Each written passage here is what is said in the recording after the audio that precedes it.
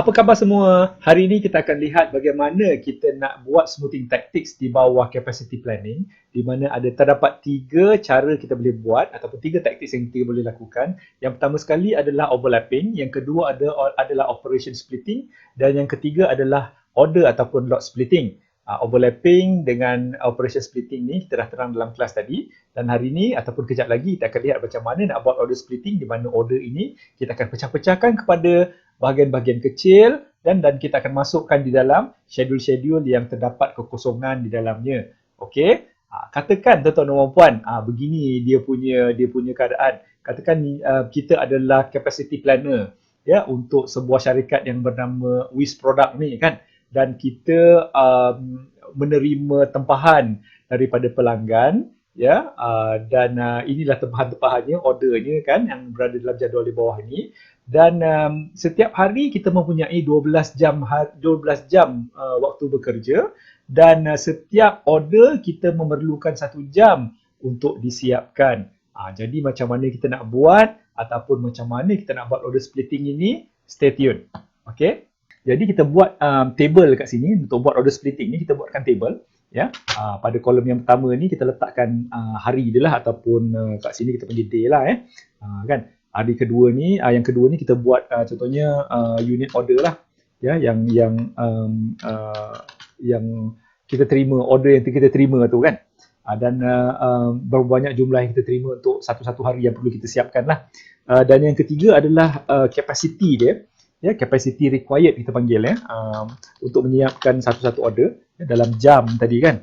Sebab kita kalau dalam jam lah, maknanya kalau kata ya kita kerja tu dalam masa minit dan kita buat minit lah, tapi dalam kes ni dia satu order dia dapat disediakan dalam masa 1 jam. Jadi kita ambil dalam jam lah ya. Dan juga satu lagi selepas capacity required ni adalah capacity yang kita ada, capacity available. Capacity available. Yang ni masa yang kita ada untuk satu hari tu, ada berapa jam yang kita ada kan. Untuk jam kerja tu, maknanya ada beberapa jam kerja yang kita ada. Dan juga yang kolom kelima sini adalah utilization. Maknanya sama ada kita terlebih atau terkurang penggunaan masa untuk hari tersebut. Kalau macam contohnya kalau kata terlebih masa, kita akan letakkan dia tanpa kurungan lah kan. Maknanya kita katakan kita ada 12 jam tapi kita pakai 13 jam contohnya. Jadi satu tu tanpa dalam kurungan lah. Tapi kalau kata ianya adalah underutilization, contohnya kita ada 12 jam, kita kerja 10 jam jadi ada kan. Jadi yang underutilization ni kita akan letakkan macam ni lah ya, dalam kurungan under lah kita letakkan kat situ kan. Dia lebih faham lah, lebih mudah untuk faham. Dan juga kita letak lah ianya juga diukur dalam bentuk jam lah sini, hours lah standard lah kat sini, required hours lah kita letak. Dia ada 2 kolom tadi kelas tadi kita tak sempat nak tunjuk kan. Dia punya 2 kolom tadi kan. Sekarang ni saya tunjukkan lah macam mana nanti kita nak buat. Alright, dan kita susun lah dia punya order tadi berdasarkan kepada jadual yang telah disediakan ataupun jenis masalah yang telah disediakan tadi. Macam mana kita nak buat order splitting ni tadi. Jadi hari pertama di order tu ataupun yang dipesan adalah 10 ya.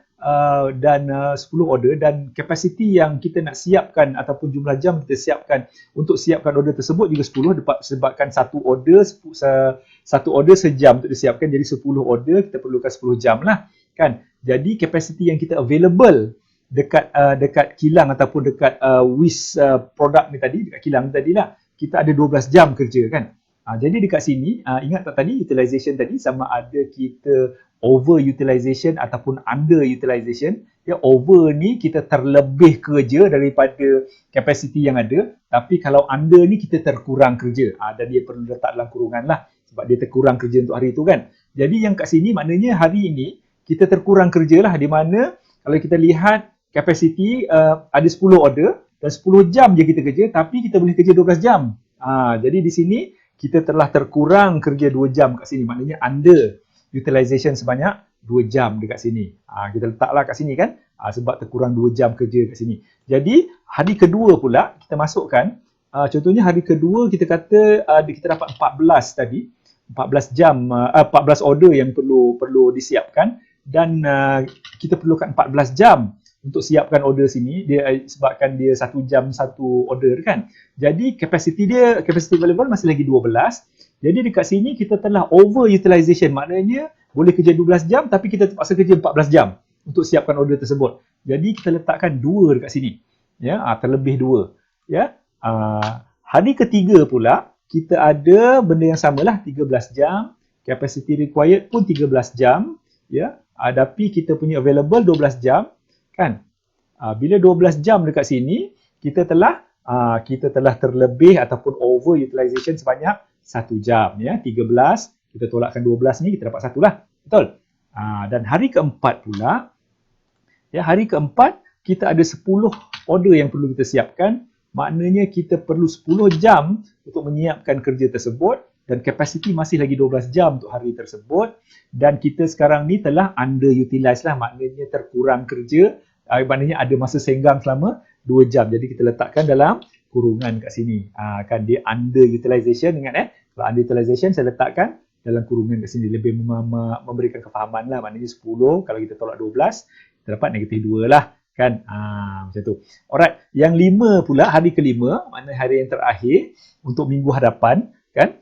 Dia ada bilangan order kalau tak silap saya 14 dekat sini dan masih kita perlukan 14 jam untuk menyiapkan order tersebut tapi kita hanya ada 12 jam sahaja. Jadi dekat sini telah ada overutilization sebanyak 2 jam. Ya, 2 jam lah, maknanya 14 tolak 12, 2 jam kat sini. Kan, dan kesemua total order dekat sini yang kita terima adalah 61. Maknanya kita kena kerja ataupun ada 61 order kita kena penuhi untuk hari tersebut, kan? Bila 61 hari kerja maknanya kita perlukan 61 jam lah, kan? Kita perlukan 61 jam dekat sini, kan? 61 jam kerja dekat sini dan juga tapi yang kita ada available adalah 12 kali 5, kan? 12 kali 5 60 jam saja. Daripada sini kita pun dah tahu kan, maknanya kita satu hari tu mungkin ada yang terpaksa kita buat overtime ataupun tidak lah, ya. Dan overutilization atau underutilization ni kita tak buatkan apa-apa dia lah. Jadi apa yang kita boleh buat dekat sini tuan-tuan dan puan, kita sebagai planner untuk mula minggu depan kan, kita nak buat macam mana kan. Jadi kita buat satu lagi kolom yang tadi tak sempat nak buat kan. Kita letak kat sini production planners action. Kita sebagai production planner ni kita nak buat macam mana kan? Sebab hari ni hari Isnin, contohnya hari Isnin depan kita terkurang 2 jam. Kita jangkakan akan terkurang kerja 2 jam sebabkan order ada 10 je, dia boleh kerja 12 jam. Jadi untuk hari Selasa kita tengok kita terlebih kerja. Sekarang ni kita tengok hari yang terlebih kerja lah. Yang mana kita boleh sumbatkan ataupun kita boleh muatkan kan dua ni, contohnya hari Selasa ni kan. Kita cuba production untuk hari Selasa ni yang terlebih 2 jam ini kita akan cuba masukkan kepada hari Isnin kan, supaya dia tidak ada lompang ataupun dapat kurangkanlah kos kita lah. Sebab kita splitkan order untuk hari Selasa tu, kita masukkan kepada hari Isnin. Ingat contohnya kalau kata order ni kita nak hantar bukan pada hari tersebut, yang ini kita dapat order daripada customer yang sama contohnya, dan kita kena plan kita punya production dan kita nak hantar pada minggu yang berikutnya lah. Jadi kita boleh lambat sikit lah dia punya hantar tu. Kalau immediate tak boleh nak buat macam mana lah kan, kita tak boleh lah kan nak buat kita punya plan of action ni. Jadi untuk hari Selasa kita boleh buat macam ni. Kita kata kita akan letakkan note dekat sini. Kita akan splitkan order tersebut. Kita akan split order untuk hari kedua pada minggu depan tu, ya, di mana kita akan movekan 2 unit. Kita akan movekan 2 unit yang terlebih ni, ya, yang overutilization ni, ya, tu katakan day 1. Sebab day 1 dia terkurang utilization sebanyak 2, ya. Jadi bila kita dah movekan ni 2 yang terlebih ni kita masukkan kepada 2 yang terkurang sini, maka di kolom yang satu lagi ni ataupun kita panggil jadual baharu kerja untuk minggu depan ni, ya, kita katakan new production schedule lah.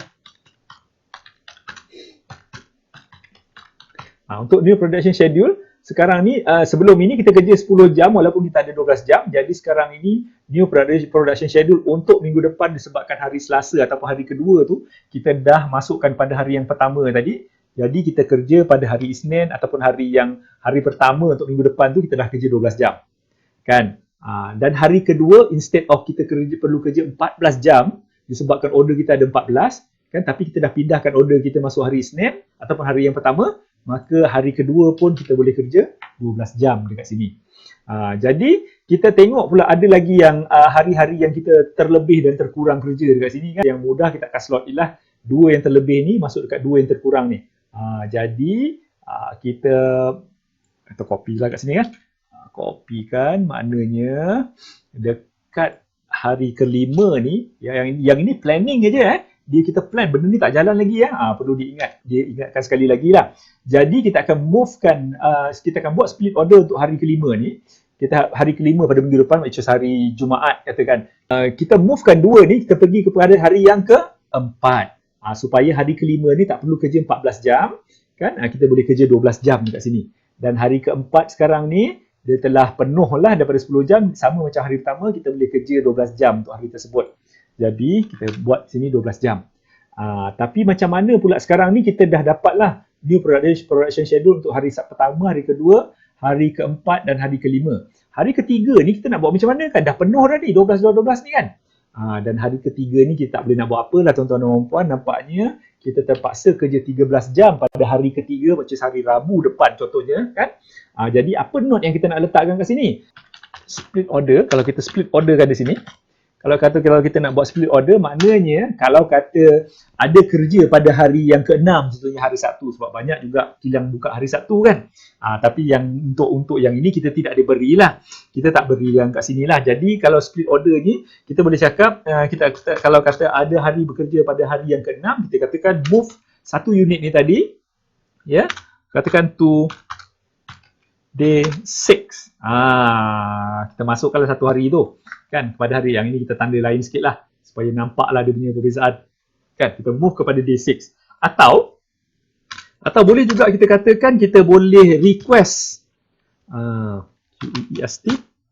Kita nak request apa? Kita request overtime.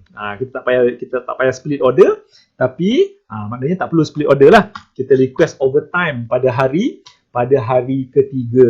Dia sebab macam ni, tuan-tuan dan puan. Kalau macam dalam production ni sebenarnya, bila kita nak buat overtime pun kita dah tahu dah bila kita nak buat dah, kita dah rancang. Bukan hari ni kita buat, kita kata Allah hari ni kita paksa kita bekerja lebih masa. Tak. Dalam production kita dah siap-siap, dah ukur, sebab ia melibatkan kos, kan. Bila melibatkan kos dan melibatkan mesin ataupun manpower ataupun resources lah, dia memang kita dah plan awal-awal. Kalau boleh kita plankan awal-awal. Maknanya pada minggu depan, contohnya kalau kata boleh bekerja 1 hingga 5 hari saja, hari ke-6 kita tak kerja, maknanya kita kena request lah overtime untuk hari yang ke-13 ini. Okay? Itu sahajalah. Wabillahi taufiq wa hidayah. Wassalamualaikum warahmatullahi taala wabarakatuh. Terima kasih.